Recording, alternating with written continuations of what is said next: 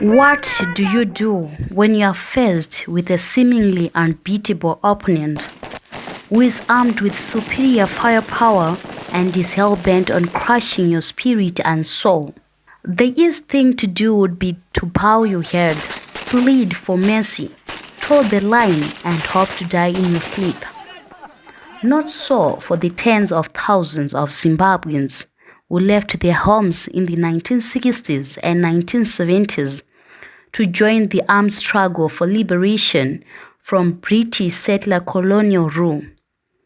Educated in the ideology of the equality of all humans, firmly believing in the right to determine their own destiny, and militarily trained by supporters of freedom from various countries, these sons and daughters of the soil faced up to the seemingly unbeatable opponent. However, it takes more than guns and training to win freedom. There was another ingredient needed to mold the untiring freedom fighter: music.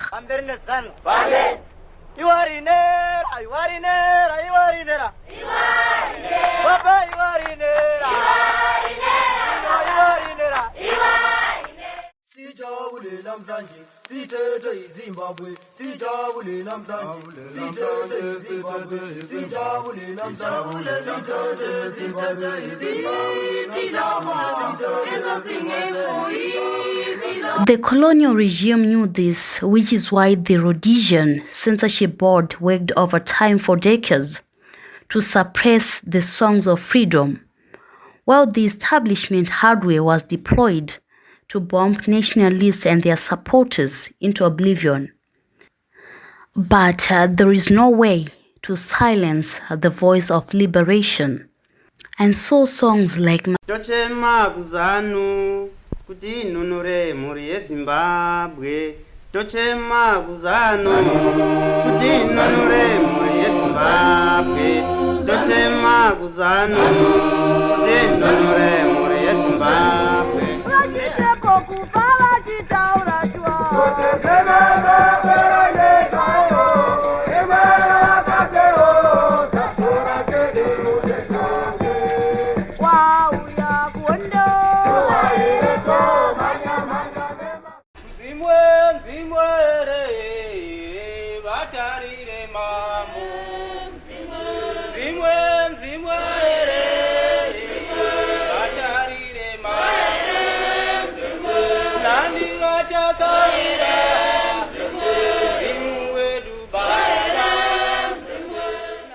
were almost spontaneously composed and spread across what was then Rhodesia and even further still to Botswana, Mozambique, Tanzania, and Zambia, where freedom fighters had set up camp. Faced with hunger and thirst in the bush and plains, hiding from bombs and sniper fire in valleys and mountains, Zimbabwe's nationalists sang the songs of freedom to build their spirits and keep hope alive.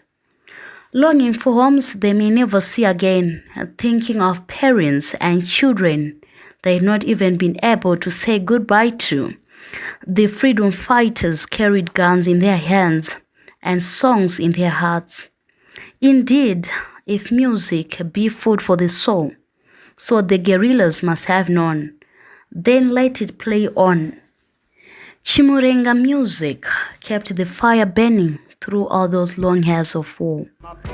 It was thus fitting that come April 1980, the legend of redemption song, Bob Marley himself was there on Independence Day to perform a song specially composed for the newly free nation, Zimbabwe. While the zenith of Chimurenga music passed in these halcyon days of the novelty of independence, it remains a highly respected genre in Zimbabwe, with new forms of music arising and with cultures blending and evolving. Chimurenga music may never scale the heights it once did. That matters not. Young artists who have no direct connection to the liberation struggle have emerged and continue to emerge, largely thanks to the 2001 media reforms that stipulated that radio stations should play 75% local content.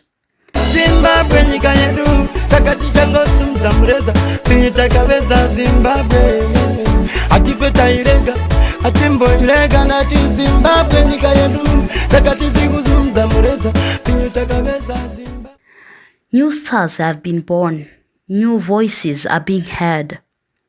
The question we must ask ourselves, and they must themselves, is simple.